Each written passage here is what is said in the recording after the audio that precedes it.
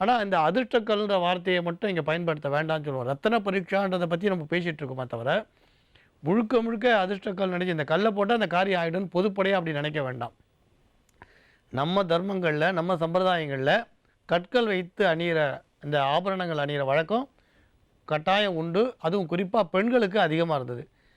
அந்த காலத்தில் வந்து இந்த கனக புஷ்பராகம் தோடு வந்து நிறைய பயன்படுத்தினான். வைரத்தோடு போட முடியாதவர்கள் அதுக்கு அடுத்து வந்து கனக புஷ்பராகத்தை பயன்படுத்தினான். ஆனால் வைரத்துக்கும் கனக புஷ்பராகத்துக்கும் விலை வித்தியாசம் எங்கேயோ இருக்கும். வைரம்ன்றது ரொம்ப ரொம்ப விலை மதிப்பான விஷயம்னு வச்சுக்கோ. அதோட வைரத்தோடு ஒப்பிடும்போது கனக புஷ்பராகம் விலை மிக மிக குறைவு தான். கற்கள்லேயே கொஞ்சம் கனக புஷ்பராகத்தை ஒப்பிடும்பொழுது மரகத கல்லும் கனக புஷ்பராகமும் கிட்டத்தட்ட ஒன்றா வரலாமோன்னு நினைக்கிறேன். இந்த கனக புஷ்பராகம்ன்றது சிலதில் வந்து சின்ன சின்ன பபுள்ஸ் மாதிரி தெரியும். ஆனால் கற்கள் தரம் பார்த்து வாங்க வேண்டியது அவசியம். உடைந்த கற்களாக இல்லாமல் இருக்கிறது நல்லதுன்னு சொல்லுவோம். இந்த கனக புஷ்பராகம் அப்படின்னு சொல்லும்பொழுது பெரும்பாலான கோயில் ஆபரணங்களில் இந்த கனக புஷ்பராகத்தை பயன்படுத்துகிறான். கனக புஷ்பராகம்ன்றது கோயில்களில் சுவாமி திருவாபரணங்களில் நிறைய பார்க்கலாம். ஆனால் அதே நேரத்தில் வந்து எல்லா இடங்கள்லையும் கிடைக்கக்கூடிய ஒரு கல் தான். அதிர்ஷ்ட கற்களில் நவரத்னங்களில் இந்த கனக புஷ்பராகம்ன்றது எல்லா இடத்துலையும் கிடைக்கக்கூடியது. குருவோட ஆதிக்கத்தை சிறப்பாக கொண்டு வரக்கூடியது. எப்படி வந்து மரகதக்கல்ன்றது புத பகவானோட ஆதிக்கத்தை எடுத்துகிட்டு வருமோ, மாணிக்கம் சூரியனோட ஆதிக்கத்தை கொண்டு வருமோ, முத்து சந்திர பகவானோட ஆதிக்கத்தை கொண்டு வருமோ, பவழம் வந்து அங்காரகனோட ஆதிக்கத்தை கொண்டு வரும்னு சொல்கிறாலும் அது மாதிரி கனக புஷ்பராகம் குரு பகவானோட ஆதிக்கத்தை கொண்டு வரும். தனுர் ராசியில் பிறந்தவர்கள், மீன ராசியில் பிறந்தவர்கள் இந்த கனக புஷ்பராகத்துக்கு முக்கியத்துவம் கொடுக்கலாம். குரு தசை நடக்கிறவா, குரு புத்தி நடக்கிறவாலும் போடலாம். அதேமாதிரி கனக புஷ்பராகம் அப்படின்னு சொல்லும் பொழுது வியாழக்கிழமை அன்னைக்கு நம்ம அணியலாம். அதே கடக லக்னம் மீன ராசின்னு பிறந்தால் முத்துவும் சேர்த்து இந்த மோதிரத்தோட கனக புஷ்பராகத்தோட முத்துவையும் சேர்த்து அணியலாம். ஆனால் மோதிரமாக மட்டும் போட்டால் தான் பலனா, இல்லை ஓப்பன் செட்டிங்கை போட்டால் பலனா அப்படிலாம் இல்லை. இந்த ஆபரணங்களை பயன்படுத்தலான்னு சொல்லியிருக்கு. அதை வந்து பெண்களாக இருந்தால் தோடாக கூட பயன்படுத்தலாம். அதில் ஒன்றும் பெரிய மாற்றம் இல்லை. அதை பற்றி யோசிக்க வேண்டாம்னு சொல்லுவோம். இந்த கனக புஷ்பராகத்துக்கு இன்னும் சில தன்மை உண்டு. இது வந்து மரகதக்கல் மாதிரி ரொம்ப மென்மையானது தான். இந்த மரகதக்கல் எப்படி அது மாதிரி கொஞ்சம் மென்மையானது தான். மிக மிக வலிமையானதுன்னு நம்ம சொல்ல முடியாது.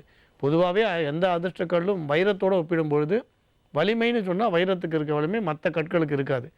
அதிர்ஷ்டத்தை தரதில் சொல்ல, அது விஞ்ஞான ரீதியாகவே வலிமையான கல்லுன்னு வைரத்தை சொல்லுவாள். ஏன்னா வைரத்தை கொண்டு அறுக்கிறதுனால அது இன்னொரு சந்தர்ப்பத்தில் இப்போ வைரத்தை பற்றி நான் விரிவாக பேசுகிறோம். அதனால் இந்த கனக புஷ்பராகம் அப்படின்றது எல்லோ டோபாஸ்ன்றது இந்த குரு பகவானோட ஆதிக்கத்தை அதிகப்படுத்தி தரக்கூடிய ஒன்றா நம்பப்படுறது.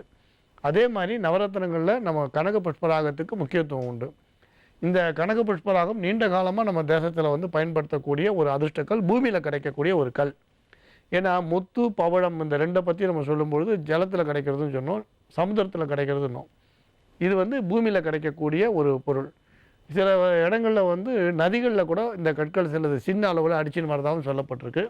இது பூமிக்குள்ளே கிடைக்கக்கூடிய ஒரு பொருள். இதை பற்றி இன்னும் நிறைய அபூர்வ தகவல் வந்து இன்னொரு சந்தர்ப்பத்தில் நான் நிறைய விஷயங்கள் இதை பற்றி பேசலாம். இப்போ நம்ம ஜோதிட ஆன்மீக கேள்விகளுக்கு போகலாம்.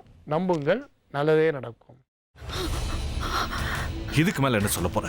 சொல்றதுக்கு வேற ஏதாவது போய் இருந்தா சொல்லிடு. அவதான் ஏமாத்தி எல்லாத்தையும் என்கிட்ட இருந்து பறிச்சிட்டான்னு பார்த்தா நீயும் இப்போ அதே தான் பண்ணிருக்க.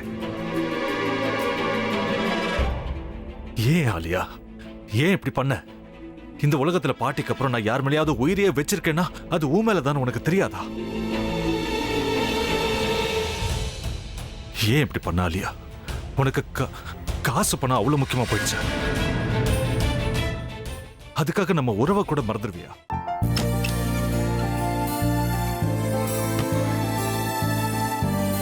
சக்தி ஒரு நிமிஷம்.